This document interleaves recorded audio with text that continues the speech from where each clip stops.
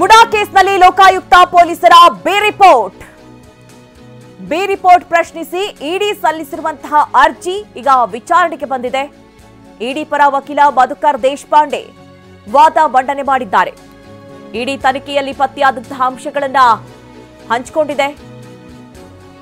ವಿವರ ಹಂಚಿಕೊಂಡ್ರು B report ಅನ್ನ ಸಲ್ಲಿಕೆ ಮಾಡಲಾಗಿದೆ.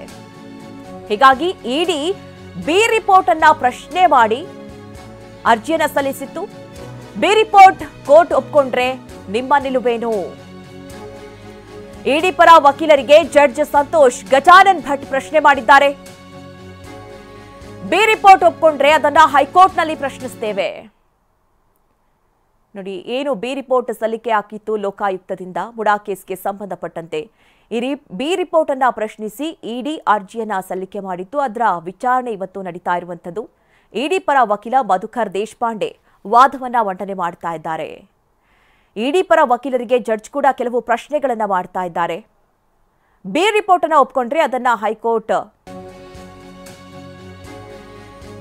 ವಿಚಾರಣೆಯನ್ನ ನಡೆಸ್ತಾ ಇರುವಂತದ್ದು. ನಿಮಗೆ ಅವಕಾಶ ನೀಡಿದ್ರೆ ನಿಮಗೆ ದೂರುದಾರರ ಸ್ಥಾನಮಾನ ಕೊಟ್ಟಂತಾಗೋದಿಲ್ವೇ? ಇಡಿ ಪರ ವಕೀಲರಿಗೆ ಜಡ್ಜ್ ಸಂತೋಷ್ ಗಜಾನನ್ ಭಟ್ ಈ ರೀತಿ ಪ್ರಶ್ನೆ ಮಾಡ್ತಾ ಇರೋದು. ವಿಜಯ್ ಮದನ್ ಲಾಲ್ ಕೇಸ್ ಉಲ್ಲೇಖಿಸಿ ಜಡ್ಜ್ ಈ ರೀತಿ ಪ್ರಶ್ನೆಯನ್ನ ಮಾಡ್ತಾ ಇದ್ದಾರೆ. ಅನುಸೂಚಿತ ಅಪರಾಧ ಇಲ್ಲದಿರುವಾಗ ಇಡಿಗೆ ಅಧಿಕಾರ ಹೇಗಿರುತ್ತೆ? ಲೋಕಾಯುಕ್ತ ಎಸ್ಪಿಪಿ ವಾದ ಮಂಡನೆ ಆಲಿಸಲು ಕೋರ್ಟ್ ನಿರ್ಧಾರವನ್ನ ಮಾಡಿದೆ. ವಿಚಾರಣೆ ಏಪ್ರಿಲ್ 5ಕ್ಕೆ ಮುಂದೂಡಿದೆ ಕೋರ್ಟ್. ನಿಮಗೆ ಅವಕಾಶ ನೀಡಿದ್ರೆ ಹೇಗೆ? ಮುಡಾ ಕೇಸ್ನಲ್ಲಿ ಲೋಕಾಯುಕ್ತ ಪೊಲೀಸರು ಬಿ ರಿಪೋರ್ಟ್ ಅನ್ನ ಸಲ್ಲಿಕೆ ಮಾಡಿದ್ರು. ಈಗ ಬಿ ರಿಪೋರ್ಟ್ ಪ್ರಶ್ನಿಸಿ ಇಡಿ ಸಲ್ಲಿಸಿರುವಂತಹ ಅರ್ಜಿ ವಿಚಾರಣೆ ಈಗ ಅರ್ಜಿ ಅಂದ್ರೆ ಈ ಒಂದು ಕೇಸನ್ನ ಮುಂದೂಡಿ ಕೋರ್ಟ್ ಆದೇಶಿಸಿರುವಂತದ್ದು. ಈ ಬಗ್ಗೆ ಹೆಚ್ಚಿನ ಡೀಟೇಲ್ಸ್ ಅನ್ನ ನೀಡ್ತಾರೆ ನಮ್ಮ ಪ್ರತಿನಿಧಿ ರಮೇಶ್. ಈಗಾಗಲೇ ಏನು ಬಿ ರಿಪೋರ್ಟ್ ಅನ್ನ ಪ್ರಶ್ನಿಸಿ ಇಡಿ ಅರ್ಜಿಯನ್ನ ಸಲ್ಲಿಸಿತ್ತು, ಅದರ ವಾದ ಪ್ರತಿವಾದ ಇವತ್ತು ಆಲಿಸಿರುವಂತಹ ಕೋರ್ಟ್ ಮುಂದೂಡಿದೆ ಅನ್ನುವಂತಹ ಮಾಹಿತಿ. ಸದ್ಯ ಏನೆಲ್ಲ ಆಯ್ತು ಇವತ್ತು ವಾದ ಪ್ರತಿವಾದ? ಮಧು, ಇವತ್ತು ಕೋರ್ಟ್ ಕೆಲವೊಂದು ಪ್ರಶ್ನೆಗಳನ್ನ ಕೇಳಿದೆ. ಇಡಿ ಪರ ವಕೀಲರಿಗೂ ಕೆಲವು ಪ್ರಶ್ನೆಗಳನ್ನ ಕೇಳಿದೆ. ಅದೇ ರೀತಿ ಲೋಕಾಯುಕ್ತ ಎಸ್ಪಿಗೂ ಕೂಡ ಕೆಲವು ಪ್ರಶ್ನೆಗಳನ್ನ ಇದೆ. ಇಲ್ಲಿ ಇಡಿ ಅವರ ವಾದ ಏನಂತಂದ್ರೆ, ನಾವು ಸ್ನೇಹಿ ಕೃಷ್ಣ ಅವರಿಗೆ ಪೂರಕವಾಗಿ ಈ ಅರ್ಜಿಯನ್ನ ಸಲ್ಲಿಸಿದ್ದೀವಿ.